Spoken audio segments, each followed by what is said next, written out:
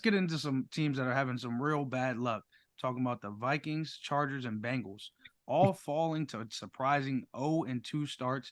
And then we got the Vikings and Chargers that get to meet up this week and duke it out for who's going to be potentially 0-3. Barring a tie.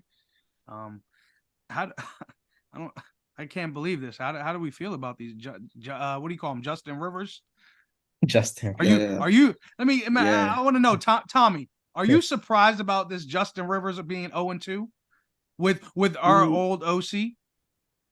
no, because when you look at what Kellen Moore did in Dallas, and then you put him in the same position with a high-powered offense, a high-octane offense. In overtime, there was a clip that showed, when they had their first drive, realistically, he ran basically three verticals, and you put Justin Herbert in bad situations where you're not drawing up any plays, give receivers open. You're just hoping that they're getting up and down. They're basically not drawing up schemes. You're just all right. Let's send them on go routes, and let's see if Justin Herbert can hit somebody down the field. And that's not how you win football games. I mean, look at the difference. Not to make this about Dallas. Obviously, everybody knows a Cowboys fan, but look at the difference in the way the Cowboys run their offense versus the way that the Chargers are running their offense in situational football.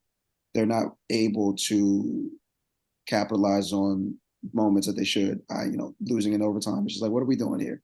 You have the talent. You have Mike Williams. You have Keenan Allen. You have Austin Eckler. You have Justin Herbert, arguably a top 10 quarterback. You know what I mean? There's no excuse. But I mean, the league's going to see why Kellen Moore is Kellen Moore when the Cowboys getting rid of him. It's like, oh, it's going to be, that's going to be the demise of the Dallas Cowboys. No, it's going to hurt Justin Herbert. He's going to get the yards, but when the games matter, he's going to be put in bad positions. So But I honestly think that's a mixture of Staley and Kellen Moore because Staley's a trash coach at head. He needs to go regardless for them.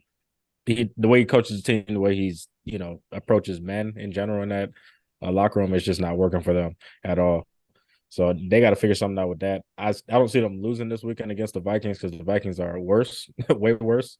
But man, in general, it starts with those two, and they're slowing that team down. They have too much talent on both sides of the ball to even beat as bad. So they'll get I it. They'll figure it out.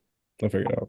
think a big difference is Austin Eckler. I don't know if he's going to play this week. I think he was listed as a non-participant at practice this week, but ooh, they never established the run ooh, last week. NP.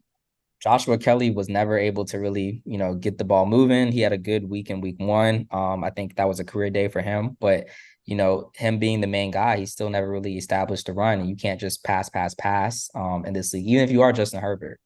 So I think that they have to work on establishing that run game, to beat Minnesota. And they have a terrible run game too. So we'll see about that. Yeah, and the Bengals, man, they won't have it easy this week too because they have to play the Rams. I know they'll be at home, obviously, but the Rams beat them last season, They've been and playing good. for what it's worth, they've been playing great. No, It's kind of unexpected yeah, after last season. I mean, so The Rams just took a two of these season teams off, could still be and 0 and Stafford was 3. hurt. no. Yeah. So I mean, two of these teams could easily still be 0 and 3. Obviously one of them will most likely be 0 and 3 between the Chargers and Vikings, but it's incredible.